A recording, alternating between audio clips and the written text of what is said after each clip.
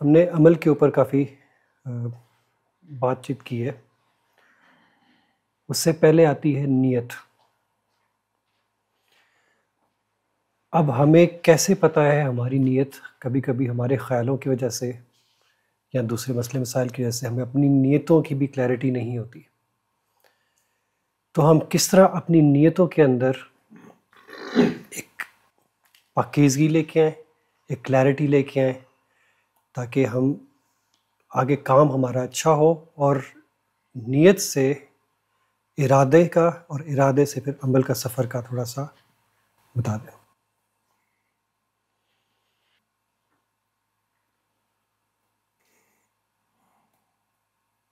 نیت کی گہرائی کوئی انسان نہیں جان سکتا، کوئی زمین پر انسان نہیں ہے جو نیت کی گہرائی کو جان سکے۔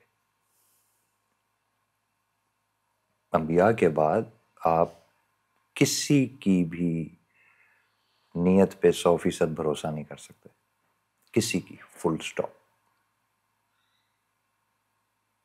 انبیاء اور رسول کے بعد، ٹھیک ہے، پہلی بات یہ ذہن میں رکھیں۔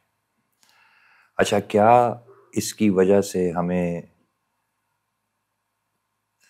نیت کو صاف نہیں کرنا چاہیے؟ میں یہ نہیں کہہ رہا، میں آپ کو پہلے فنڈامنٹل اصول سمجھا رہا ہوں کہ نیت صرف اور صرف اللہ تعالیٰ کی ذات جانتی ہے، صرف۔ میں اس کی آپ کو ایک مثال دے دیتا ہوں۔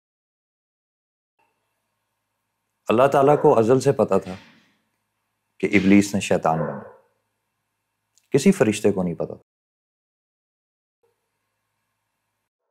کسی اور مخلوق کو نہیں پتا تھا۔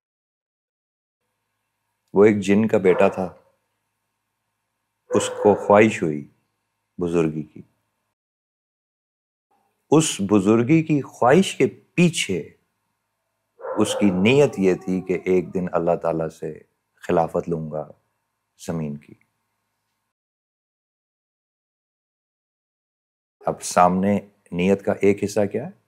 بزرگی، اللہ کے قریب جاؤں گا، لیکن اللہ کے قریب جا کے کروں گا کیا؟ جب اللہ مل جائے گا تو اللہ کو کہوں گا کیا؟ تب دیکھیں نیت کی کتنی تہیں ہیں، ایک تہ نہیں ہے۔ اب اللہ کو راز الراز اس کے اندر کا پتا تھا کہ آخر کار جب یہ میرے سے مانگے گا، یا جب یہ میرے سے ضد کرے گا، یا جب یہ میرے سے بحث کرے گا، تو یہ میرے سے دنیا کی، زمین کی خلافت مانگے گا۔ یہ ساری بزرگی اس نے اس لیے کی ہے۔ ابھی وہ پیدا ہوا ہے اور اللہ تعالیٰ نے اس کی تقدیر لکھی ہوئی ہے، اللہ کو اس وقت پتا ہے کہ ایک دن یہ کرے گا،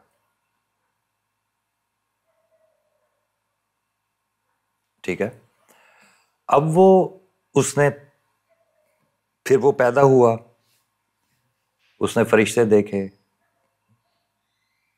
وہ ان کے پاس گیا، ان سے عبادت سیکھی۔ کہتے یہی ہے محاورتاً، سچ بھی ہو سکتا ہے، کہ زمین کا کوئی ایک انچ کی جگہ نہیں ہے جہاں پر اس نے اللہ تعالیٰ کو سجدہ نہیں کیا۔ فرشتوں میں مشہور ہو گیا عبادت کی وجہ سے، فرشتوں کو اجازت مل گئی، اس کے شوق اور اس کے ذوق کی وجہ سے فرشتوں کو اجازت مل گئی کہ اس کو علوم سکھاؤ، اس کو اور کلمات سکھاؤ، اس کو قیام سکھاؤ، اس کو رکوع سکھاؤ، اس کو سجدہ سکھاؤ۔ فرشتے اس کے معلم تھے، فرشتے اس کو علم دیتے تھے۔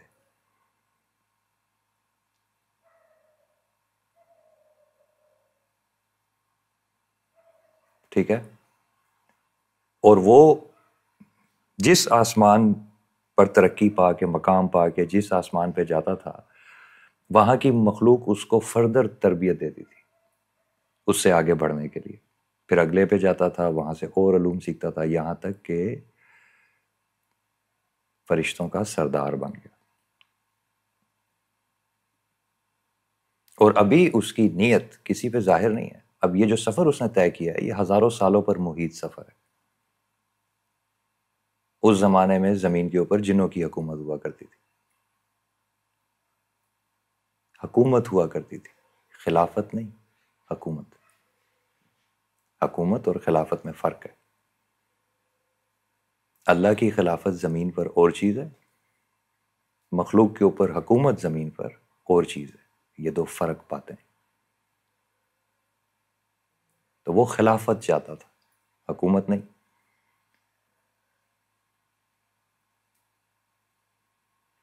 ٹھیک ہے، اب زمین سے سفر طے کرتا کرتا کرتا کرتا آسمانوں پہ گیا، اس کو کسی نے نہیں روکا۔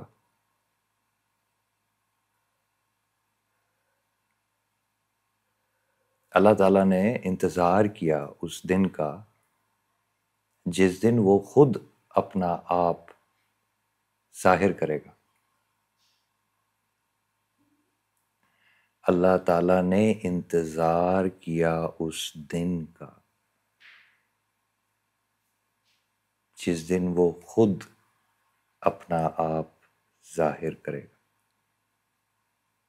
اللہ تعالیٰ صبور ہے۔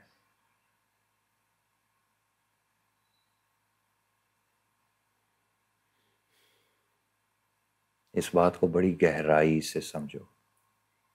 اللہ تعالیٰ نے انتظار کیا، انٹرفیئر نہیں کیا، انتظار کیا۔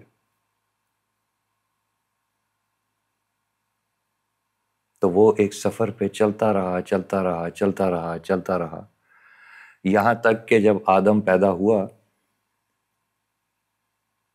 تو خلافت کی وجہ سے اس کا حسد جا گیا کہ نعمت تو اس کو ملنے لگی، جس نعمت کے لیے میں نے یہ سارا سفر طے کیا ہے وہ نعمت تو اس کو ملنے لگی۔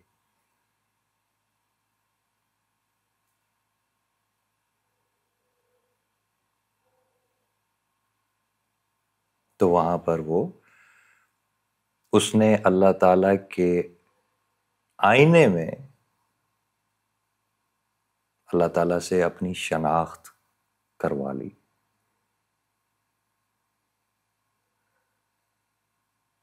کہ حق کے سامنے میں یہ ہوں۔ ڈرو اس دن سے جس دن تمہاری اللہ سے ملاقات ہوگی۔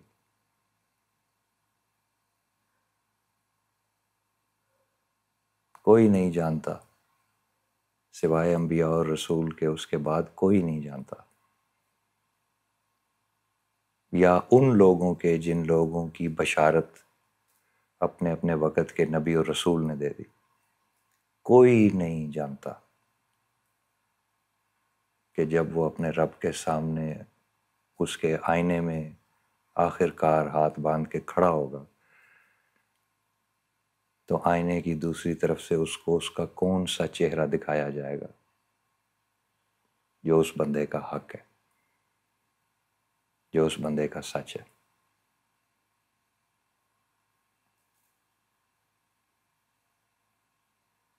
شیطان کی کہانی سے ہمیں یہ سمجھ آتی ہے کہ وہ سچ جو سچ کے پاس ہے تمہارے لیے، وہ جو آخری فیصلہ ہے جو ہم سب کا ہونا ہے،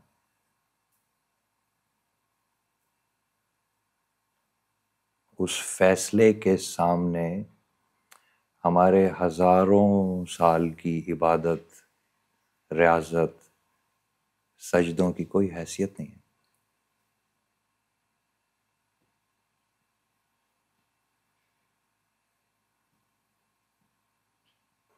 تو اصلی نیت جس کی تمہیں فکر کرنی چاہیے وہ نہیں ہے جو تمہارے سینے میں آ رہی ہیں اور جا رہی ہیں اور ظاہر ہو رہی ہیں اور ڈوب رہی ہیں اور تڑپ رہی ہیں۔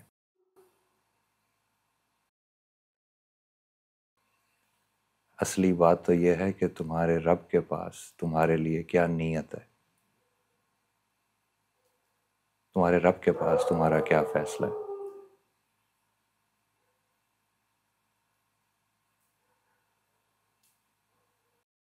کیونکہ ہو سکتا ہے کوئی شیطان کے بالکل الٹ رستے پر ہو کہ ساری زندگی گناہ کرتا رہا اور جب اپنے رب کے سامنے جا کے کھڑا ہوا تو خدا اس کو کہے کہ تیرے لیے میرے پاس صرف مغفرت ہے.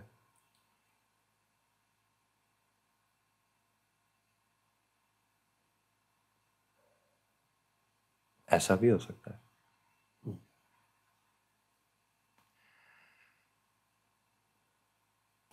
ہمارے لیے پھر آج کے لیے اب میں آج پہ آ رہا ہوں.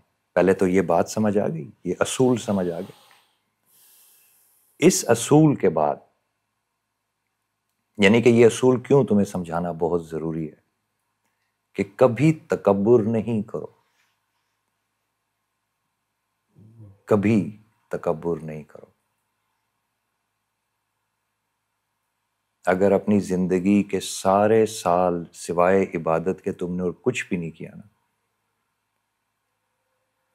تب بھی کبھی تکبر نہیں کرو، کیونکہ ساری زندگی عبادت کرنے کے بعد بھی تم اندر سے شیطان نکل سکتے ہو.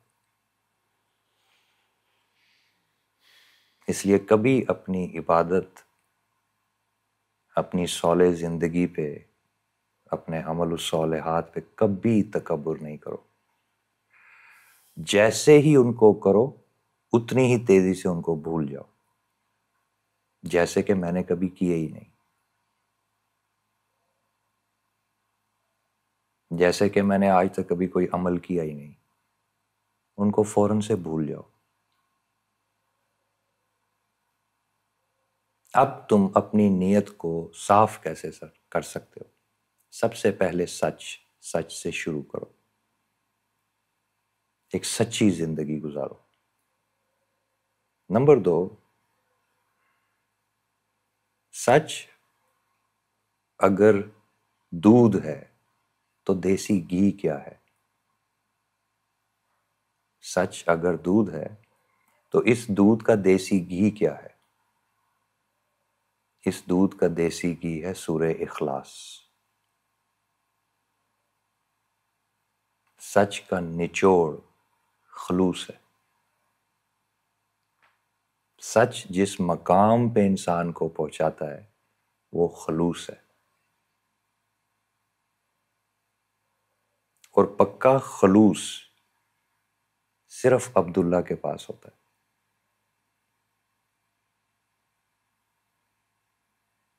پوری دنیا کے مخلص ترین لوگ جو ہیں وہ عبداللہ ہوتے ہیں. یہ ایک مقام ہے. وہ سچ مچ میں اللہ کے بندے ہوتے ہیں. اب یہ کون سا والا بندہ ہے؟ یہ عام بندہ نہیں ہے. یہ اشہد ان محمدً عبدہ و رسولہ والا بندہ ہے.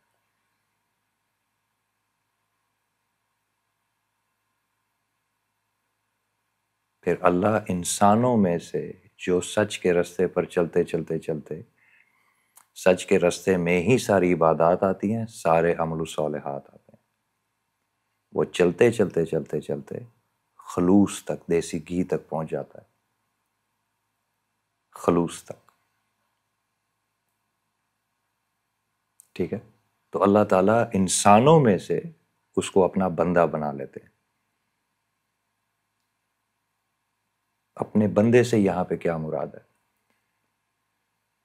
اللہ تعالیٰ اس کو اپنے مشاہدات کراتے ہیں.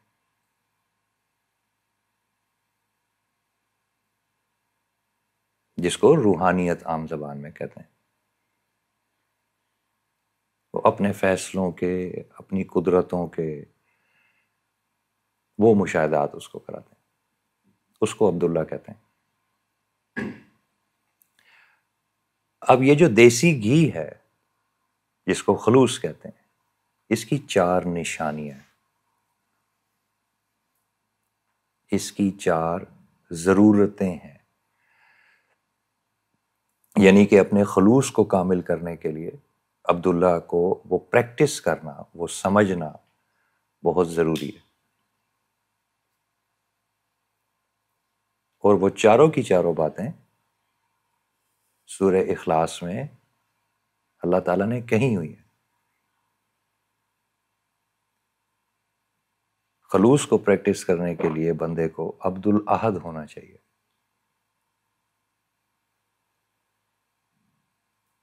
عبد الصمد ہونا چاہیے،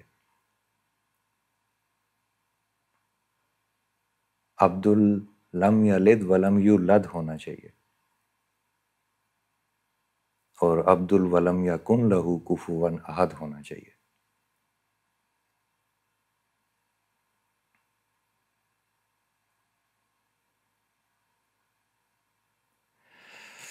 اس سورت کا جو آخری جملہ ہے وَلَمْ يَكُنْ لَهُ كُفُوًا أَحَدٌ، اللہ تعالیٰ کا کوئی ہمسر نہیں ہے، کوئی اس کے برابر نہیں ہے۔ اس بات کا کیا مطلب ہے؟ عبداللہ اس کو کیسے پریکٹس کرے گا؟ اللہ کا بندہ اس کو کیسے پریکٹس کرے گا؟ اس کو اپلائی کیسے کرے گا؟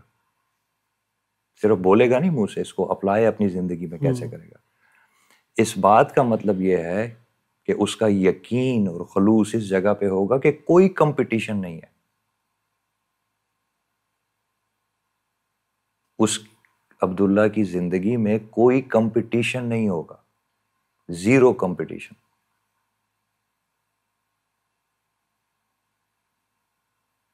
کیونکہ کمپٹیشن سے حسد پیدا ہوتا ہے، کمپٹیشن سے ایمبیشن پیدا ہوتی ہے، کمپٹیشن سے تکبر پیدا ہوتا ہے۔ اپنی ہی اس پہ کمپٹیشنز کو دیکھیے۔ ہاں، اس کی اپنی زندگی میں، انسانوں میں اس کے اندر سے یہ خصلتیں ختم ہو جائیں گی۔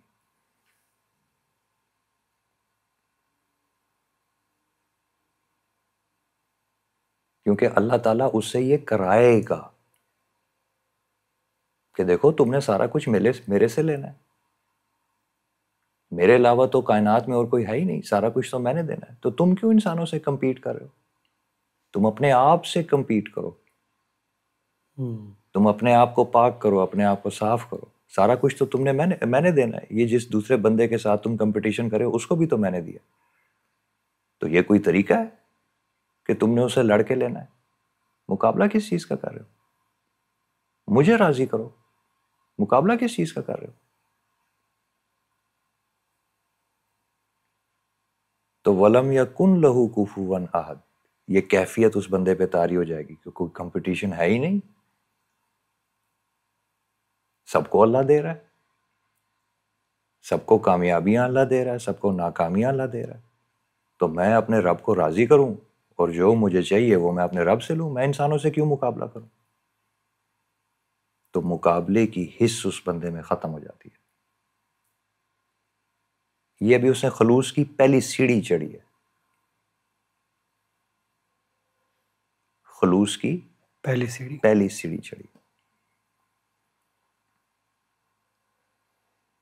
پھر خلوص کی دوسری سیڑھی عبد الولم یکن ولم یلد ولم یولد، لم یلد ولم یولد، دوسری سیڑھی کہ اس کے خلوص کے سامنے، اس کے سچ کے سامنے نہ کوئی اس کا باپ ہے نہ کوئی اس کی ماں ہے۔ تو اللہ تعالیٰ اس سے یہ اپلائی کرواتا ہے کہ تمہاری امی بھی جھوٹ بولیں تو احترام سے ان کو ٹوک دو، تمہارے ابو بھی جھوٹ بولیں تو احترام سے ان کو ٹوک دو، نہ اپنے نانکے کا خیال کرو نہ اپنے دادکے کا خیال کرو، صرف میری سنو۔ خلوص یہ نہیں ہے کہ تمہارے خالو نے کوئی برا کام کیا، حالانکہ وہ حق پر نہیں تھے، لیکن دوسرے بندے نے کوئی صحیح کام کیا تو تم ایویں ہی جا کے اپنے خالو کے ساتھ کھڑے ہو جاؤ۔ اگر میرے بندے بن کے رہنا ہے تو ایسے نہیں کر سکتے۔ سچ اور حق صرف میرے لیے ہے۔ تو اللہ تعالیٰ اس کو پہلے کمپٹیشن سے آزاد کرتے ہیں، پھر اس کو خون سے آزاد کرتے ہیں۔ کوئی خون نہیں ہے، پہلے کوئی کمپٹیشن نہیں ہے، پھر دوسرا اس سے بھی سخت جو جکڑ ہے نفس کا۔ پہلا کیا ہے؟ میں اس مقابلے میں اس سے آگے نکل جاؤں، اس سے دوسرے نفس سے آگے نکل جاؤں۔ یہ خصلت، یہ شیطانی خصلت اس میں ختم کرتے ہیں۔ پھر دوسری سطح پہ کیا کرتے ہیں؟ خون، ایک خون ہے، میں نے بنایا ہے، کوئی کالا نہیں ہے، کوئی گورا نہیں ہے، کوئی پیلا نہیں ہے، کوئی سبز نہیں ہے، صرف سچ ہے بس. یہ خلوص کی دوسری تہ ہے.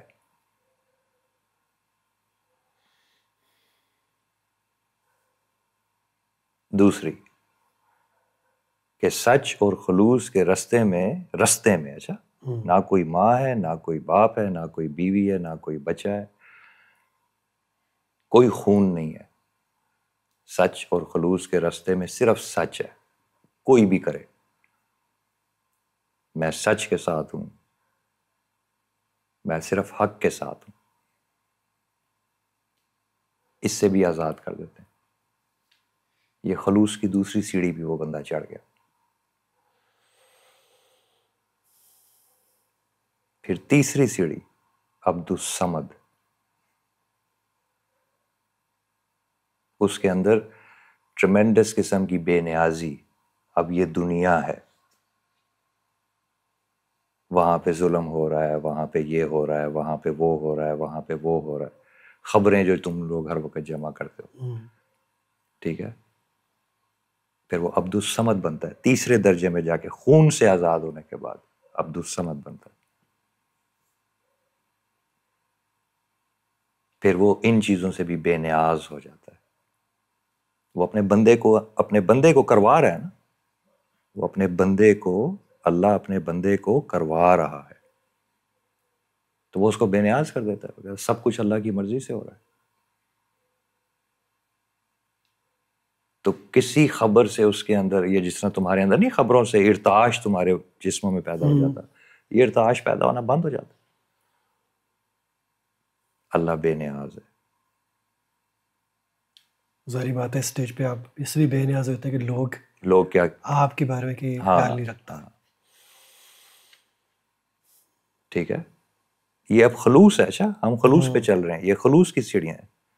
اکثر لوگ کنفیوز ہو جاتے ہیں کہ بے نیازی میں کیسے. آپ لوگ بے نیازی کو دوسرے کے ساتھ بے رحمی سمجھ رہے ہوتے ہیں یا حقارت سمجھ رہے ہوتے ہیں. ایسے نہیں ہوتا. یہ پازیٹیو صفت ہے. اس کو ایسے ہی سمجھیں کہ اللہ کی مرضی مکمل طور پہ 100% کمپلیٹ. پھر جو آخری صفت ہے احد، عبد الاحد،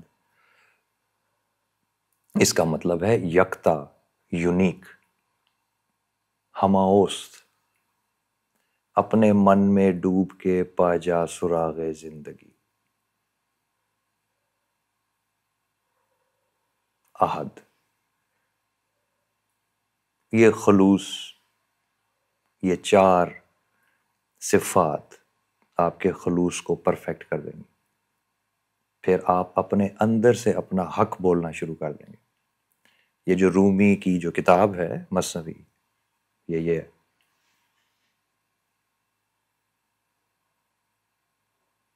یہ جو علامہ اقبال کی شاعری ہے، یہ یہاں سے ہے. یہ جو سلطان باہو کی شاعری ہے، یہ یہاں سے ہے. بالکل مکمل طور پہ یونیک ایگزسٹنس، مکمل طور پہ کہ اس جیسا کوئی نہیں ہے اور کوئی نہیں ہے. تو اب دیکھ لو، سلطان باہو کو گزرے ہوئے 400 سال ہو گئے ہیں، رومی کو گزرے ہوئے 1000 سال ہو گئے ہیں، ابن العربی کو گزرے ہوئے 1000 سال ہو گئے ہیں. ان جیسا دوسرا نہیں ہے، یہ ایک ہی ہے.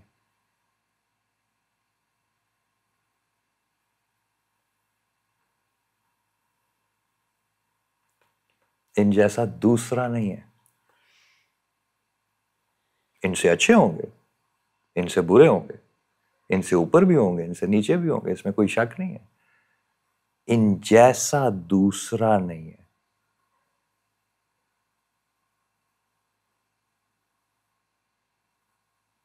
تو اس مقام کے، خلوص کے اس مقام کے جو لوگ ہوتے ہیں، ان میں کوئی بڑا چھوٹا نہیں ہوتا. کیونکہ اس جگہ پہ بڑا چھوٹا ایگزسٹ ہی نہیں کرتا. بڑے چھوٹے کا مطلب یہ ہے کہ آپ خلوص کے اس مقام پر نہیں ہیں. آپ عبد الاحد نہیں ہیں. آپ نے صحابیوں کو نہیں دیکھا آپس میں؟ ان میں کوئی بڑا چھوٹا نہیں تھا. وہ صرف ایک رسول اللہ صلی اللہ علیہ وآلہ وسلم کو بڑا مانتے تھے. باقی ہر بندے کے ساتھ تم یہ غلط کر رہے ہو، تم یہ صحیح کر رہے ہو، تم ایسے کر رہے ہو، ویسے کر رہے ہو. سارے عبد الاحد تھے.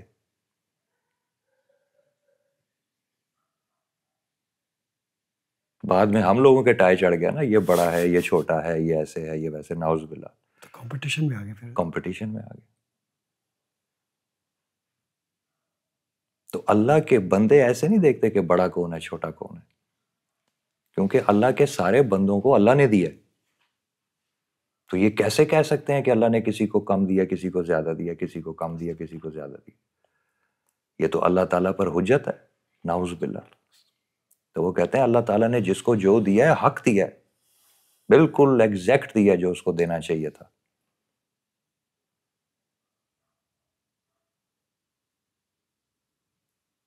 بالکل ایگزیکٹ دیا ہے.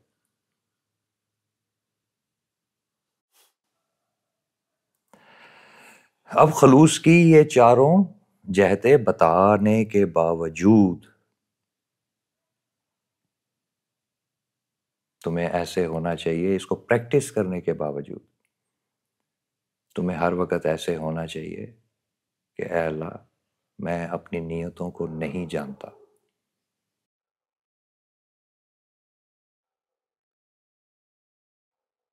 میں نہیں جانتا تو میرے بارے میں کیا فیصلہ کرے گا،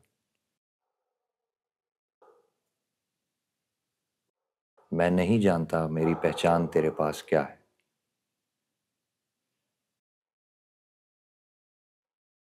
میں بچا تو اپنے کسی عمل سے نہیں بچوں گا، میں بچا تو صرف اور صرف تیری رحمت سے بچوں گا. تو اللہ تعالیٰ محشر میں جب خدا یہ آئینہ لے کے ہمارے سامنے ہوگا، اللہ کرے کہ ہم سب جب اس آئینے میں دیکھیں تو اللہ تعالیٰ کی رحمت کو پہچانیں. آمین. آمین.